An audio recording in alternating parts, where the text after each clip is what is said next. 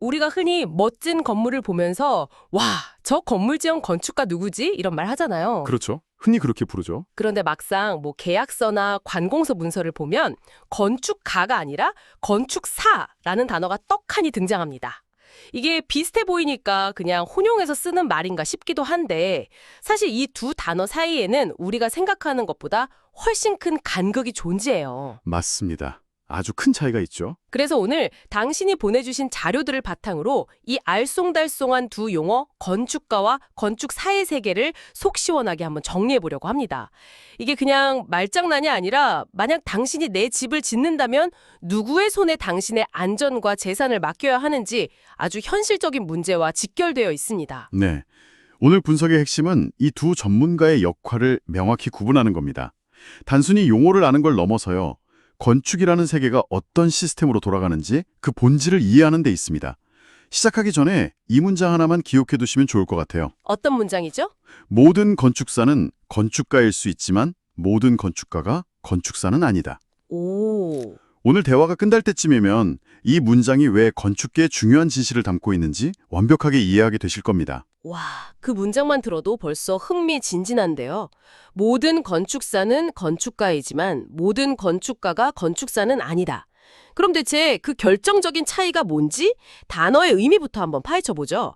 가짜와 사자의 차이, 여기서부터 시작되는 건가요? 네, 바로 그 지점이 가장 헷갈리는 부분이죠.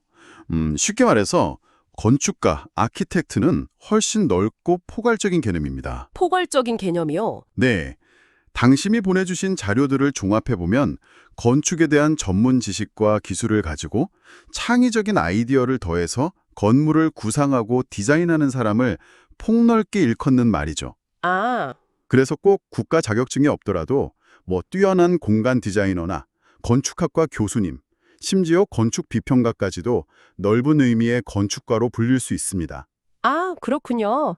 약간 우리가 악기를 다루고 곡을 쓰는 사람을 전부 음악가라고 부르잖아요. 맞아요. 근데 그중에서도 국가무형문화재 명의는 별도의 심사를 거쳐야 하는 것과 비슷한 느낌이네요. 오, 아주 정확하고 탁월한 비유입니다. 그런가요? 네, 건축사, 라이센스 아키텍트는 바로 그 명인처럼 건축사법이라는 국가의 법률에 따라 공인된 전문 자격을 갖춘 사람에게만 부여되는 법적인 명칭이에요.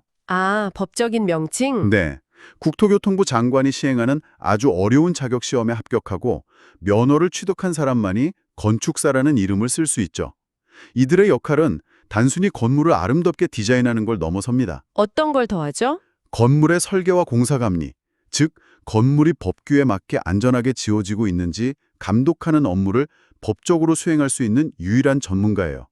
사람의 생명과 안전을 다루기 때문에 아주 무거운 법적 책임을 지는 직업입니다. 잠깐만요. 아까 모든 건축사가 건축가이지만이라고 하셨잖아요. 네, 그랬죠. 그 말은 자격증이 없는 건축가도 활동을 한다는 뜻인데 그럼 법적으로 그 무거운 책임을 져야 하는 건축사가 되려면 대체 어떤 과정을 거쳐야 하는 건가요? 자료에 나온 내용이 꽤 복잡하던데요? 네, 건축사가 되는 길이 정말 길고 험난합니다. 크게 4단계로 나눌 수 있는데 어느 하나도 만만치 않죠.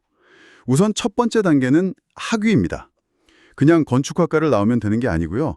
한국건축학교 교육인증원, 줄여서 KAB의 인증을 받은 5년제 건축학과나 건축전문대학원을 졸업해야만 합니다. 잠깐만요. 5년제요. 보통 학부 과정이 4년인데 시작부터가 다르네요. 그렇죠. 의대처럼 기초부터 심화까지 아주 긴 시간 교육을 받는 겁니다. 그리고 두 번째 단계는 실무 수련입니다. 5년 동안 공부해서 학위를 딴 후에 건축사 사무소에 취업해서 최소 3년 이상 실무 경험을 쌓아야 합니다. 3년이나요? 네, 책상에서 배운 지식과 실제 현장에 어떻게 다른지 몸으로 체득하는 과정이죠. 와, 그럼 벌써 8년이네요. 의사나 변호사 못지않은 시간인데 그만큼의 시간과 노력을 들여 자격을 얻었다면 실제 현장에서 갖는 권한도 그냥 건축가와는 하늘과 땅 차이일 것 같은데요? 바로 그 지점을 짚어주셨네요. 그 8년의 과정 끝에 세 번째 관문, 바로 자격시험이 기다리고 있습니다. 시험이요? 네, 건축사 자격시험, 키라라고 불리는데 이게 건축계의 사법고시로 불릴 정도입니다. 사법고시요? 네. 자료를 보니 최근 몇 년간 최종 합격률이 10%를 밑돌더군요. 10%요? 네. 10명이 도전하면 1명 붙을까 말까 한 시험이라는 의미입니다. 이 시험에 합격하고 마지막으로 대한건축사협회에 등록까지 마쳐야 비로소 법적으로 인정받는 건축사가 되는 거죠. 이야, 10% 미만이라니 정말 엄청하네요. 그럼 그 길고 어려운 과정을 통과한 사람에게 주어지는 가장 강력한 권한은 뭔가요? 건축가는 절대 가질 수 없는 것 말이에요? 그 핵심이 바로 서명달인의 법적 효력입니다. 자료에서도 여러 번 강조하고 있죠.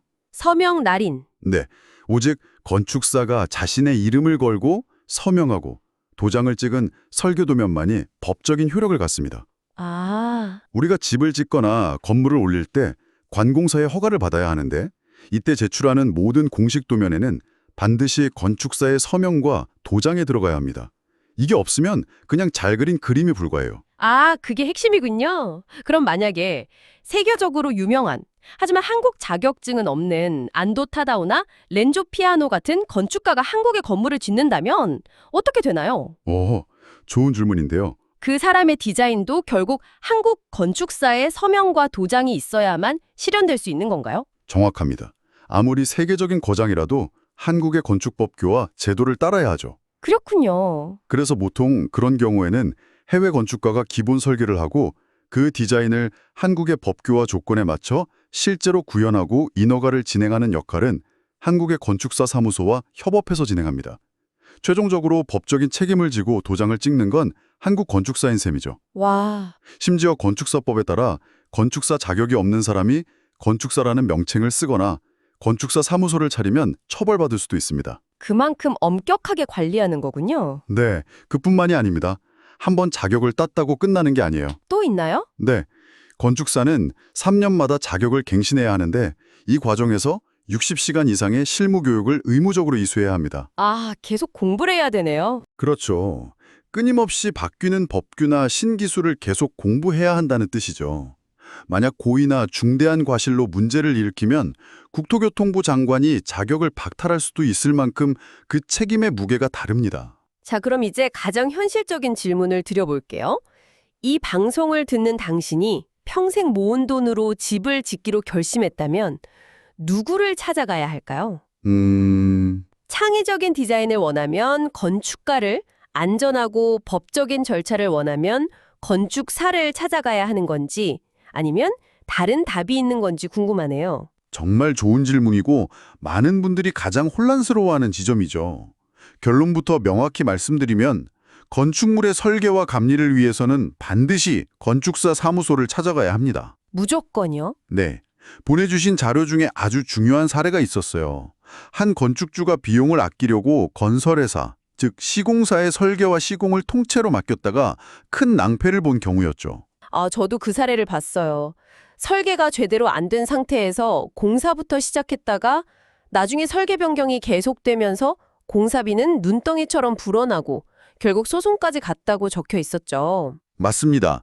그게 바로 설계와 시공을 한 곳에 맡길 때 발생할 수 있는 전용적인 이해상충 문제입니다. 이해상충이요? 네. 시공사는 이윤을 남겨야 하니 어떻게든 공사비를 줄이려고 할 수 있고 그 과정에서 건축주의 요구가 반영된 설계의 완성도나 건물의 품질이 희생될 수 있습니다. 하지만 건축사는 오로지 건축주의 대리인으로서 설계가 제대로 구현되는지, 부실 공사는 없는지 감시하고 감독하는 역할을 하거든요. 시공사를 감시하는 역할. 그렇죠. 즉, 설계와 감리는 시공으로부터 독립되어야 건물의 안전과 품질을 제대로 지킬 수 있는 거죠. 그 독립적인 역할을 법적으로 보장받은 전문가가 바로 건축사입니다. 디자인, 공간 기획, 컨셉 개발처럼 창의적인 측면에 집중되어 있는 반면 건축사는 그런 창의적 업무는 기본이고 법규 검토, 인허가 업무, 공사 감리, 건물 유지 관리까지 법적 권한이 필요한 모든 과정을 총괄하더군요. 정확히 보셨습니다. 건축사는 프로젝트의 시작부터 끝, 심지어 건물이 다 지어진 후에 유지 관리까지 전 과정에 걸쳐 법적인 책임을 집니다. 와, 물론 뛰어난 건축사들은 대부분 훌륭한 디자인 역량을 갖춘 건축가이기도 합니다. 그렇죠. 창의적인 디자인과 법적인 안정성 둘 다 놓치고 싶지 않다면 당연히 실력 있는 건축사를 찾는 것이 정답인 셈이죠. 이런 엄격한 자격 제도가 우리나라에만 있는 건 아닐 텐데요. 해외의 경우는 어떤가요? 다른 나라에서도 이렇게 법으로 건축가의 자격을 관리하나요? 그럼요. 사람의 생명과 안전을 다루는 분야이기 때문에 건축사의 자격은 세계적으로도 법으로 아주 엄격하게 보호받는 대표적인 전문직입니다. 그렇군요. 물론 나라마다 이름이나 세부 절차는 조금씩 달라요. 예를 들어 미국에서는 주마다 독립된 자격 제도를 운영하는데 보통 등록 건축사, Registered Architect, RA라고 부릅니다. 아, 미국은 주마다 다르군요. 네, 이들도 NCARB라는 기관의 인증을 받은 학위를 따고 실무 경험을 쌓은 뒤 ARE라는 자격 시험을 통과해야만 해당 주에서 활동할 수 있습니다. 영국이나 가까운 일본은 어떤가요? 영국은 특히 왕립건축가협회 RIB의 권위가 막강한데요. 이곳에 인증을 받은 공인건축사, Chartered Architect 제도가 있습니다. 공인건축사. 네. 단순히 국가시험을 통과하는 것을 넘어 협회가 요구하는 높은 수준의 윤리강령과 실무 기준을 평생 지켜야 한다는 점에서 국가조도의 시험과는 약간 결이 다릅니다. 협회의 명예를 걸고 자격을 관리하는 거죠. 아, 협회의 힘이 강하네요. 그렇죠. 일본은 우리와 비슷하게 1급 건축사와 2급 건축사 등으로 등급을 나누는 제도를 운영하는데요. 설계할 수 있는 건물의 규모나 용도에 따라 자격이 구분됩니다. 아, 국가별로 제도의 결은 조금씩 다르지만 핵심은 똑같네요. 공인된 면허를 다진 전문가만이 최종적인 설계와 감리를 책임질 수 있다는 것. 맞습니다. 결국 이건 전 세계적인 약속이군요. 공공의 안전을 위해서는 전문가의 역할과 책임을 법으로 명확히 해야 한다는. 그렇습니다. 어떤 건물이든 그 안에는 사람들이 살고 일하고 쉬게 되잖아요. 그 공간의 안전을 담보하는 최후의 보루가 바로 건축사 제도인 셈입니다. 자, 오늘 건축가와 건축사의 차이점에 대해 정말 깊이 파고들어 봤습니다. 정리를 해보자면 건축가가 창의성과 디자인이라는 예술적 영역의 언어라면 건축사는 법적 자격과 책임을 바탕으로 건물의 안전과 완성을 책임지는 전문 영역의 언어라고 할 수 있겠네요. 네, 아주 명쾌한 정리입니다. 이제는 이 두 단어를 들었을 때 그 뒤에 숨은 무게감의 차이가 명확하게 느껴지실 겁니다. 네. 그런데 오늘 분석한 자료들 속에는 여기서 한 발 더 나아간 건축계 내부의 흥미로운 논쟁거리도 담겨 있었습니다. 오, 논쟁거리요? 네.